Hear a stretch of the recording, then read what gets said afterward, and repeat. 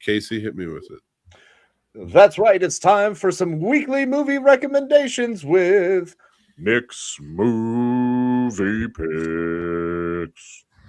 Thank you, Casey. Thank you. Guys, first up for Mixed Movie Picks, we have this week. And again, we took off on Friday because I was feeling very ill. And these gentlemen were wonderful enough to come on and do this for Tuesday. But I do want you guys to know we do have our review of Iron Lung coming out. If it's still in a theater near you, please go check it out. You can check out my, it's a spoiler review. So, if you don't want to know anything, just kind of, maybe wait for it. But go check out the review. I get in depth with it a lot. And I really did enjoy the film. And let me know what you think about the film. Comment along and let me know. Of course, also Discovering Horror, which came out yesterday, is on House on Haunted Hill from 59. One of my absolute favorites. And I think you guys will really enjoy it. And we're continuing on. That's right. February into March. We started in January. We're doing all of the Alien movies and Predator movies we haven't reviewed in some way, like the newer ones we do have reviews for. But we're doing classic film reviews or Does It Suck? This week, we're having 2 episodes of Does It Suck? I just couldn't bring it to make either one of these a classic film review, and they were the outliers. AVP, the first one, and then, of course, Alien Covenant. We're going in order. But yeah, please, check it out. Let us know what you think of those. And then, of course, last week, we continued our King-tastic voyage over on Popcorn and Pints, and we talked about The Shining and, of course, Dr. Sleep. And you should go check those out. Those are available. That episode's out now. You can check it out on the channel. But it's time for film history with Mick. Definitions in history, really, is what it comes down to. But I've been sick. So just bear with me on this. I did not practice this after I wrote it, and I usually try and say it a few times. And I'm still have not set up the cameras right, so I am reading off the teleprompter feature we have. So bear with me. If it seems stupid, just deal with it. If you're listening to this, you can't tell how stupid I look. So I appreciate you. All right, but let's kick things off. We're going to talk about editing, collaborations and things like that. So as an editor is not a technician that's just pressing buttons. They're the first real audience member. A director sees what they meant to shoot. An editor sees what actually works. That distance, the objectivity is where the film becomes clear. And the editor is the one that puts that together. When the relationship works between a director and an editor, it defines careers. Like the 3 we're going to talk about tonight. They help shape the film industry, film history, and the film industry. Martin Scorsese and Martin Scorsese and Thelma Schoonmaker are the first ones we're going to be talking about. We have a couple of clips to kind of go over as we do this. Watching the boxing scenes in Raging Bull, you notice the rhythm. The violence isn't just physical, it's psychological. Cuts accelerate when Jake LaMotta is throwing punches. Each frame is chaos. They slow when he absorbs, he pulls back. He's taking it in. The edit isn't just showing punches, it's showing character. But it also forces, through perspective of the cuts, to see both the fighter as a spectator and the mind of our main character. Scorsese worked with Thelma Schoonmaker for decades, still does. And that kind of trust allows these bold decisions. And in the second clip that is playing, it reshaped entire moments. Moments can linger longer than expected. Look at Goodfellas. The Copacabana scene, the entrance, is a big one. It's very famous. It's a oneer. It's not just that famous tracking shot, though. It's how the sequence flows into the next scene and the scene that came before it. It's seamless. Everything is choreographed on set, but having a tight collaboration with your editor makes perfect scenes like this happen. The sounds, music, dialogue, the flow of the camera movements, everything needs to fit the frame of the whole movie.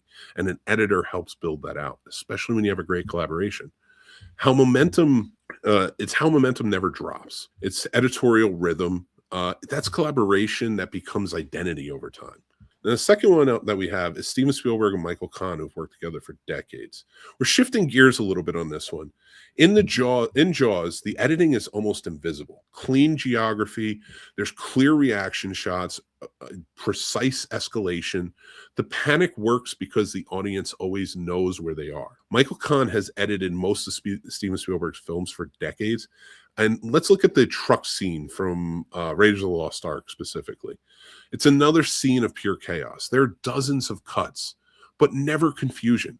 You understand where Indy is, where the truck is, what's at stake throughout the entirety of the thing.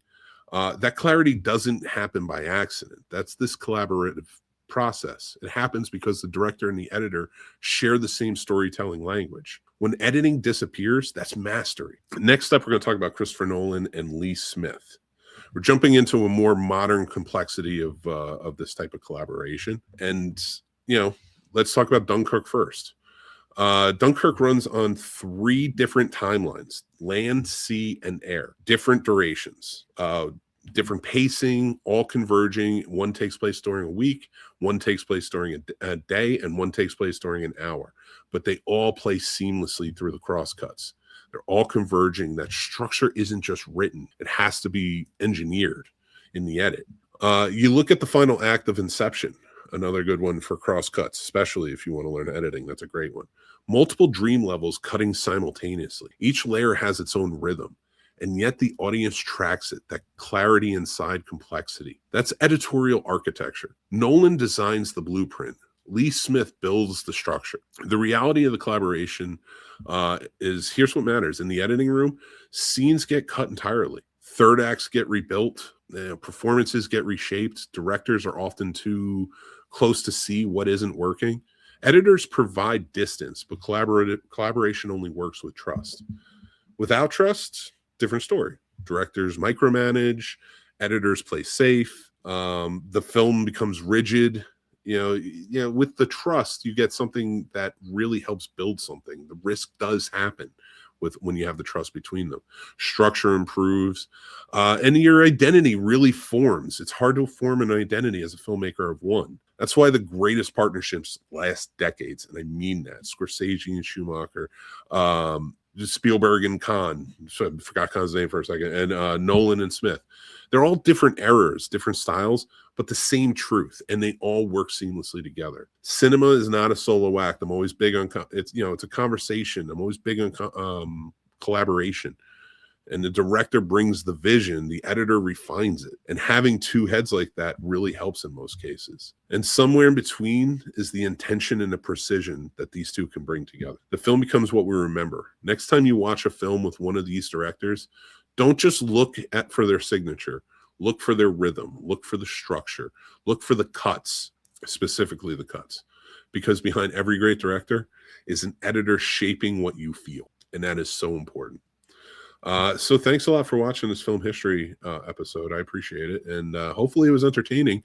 I wrote this one while I was sick, so I was a little out of it. But let's bring the guys back in. Welcome back, guys. That was awesome, man. Thank you. I'm trying to get the hang of it, I should say.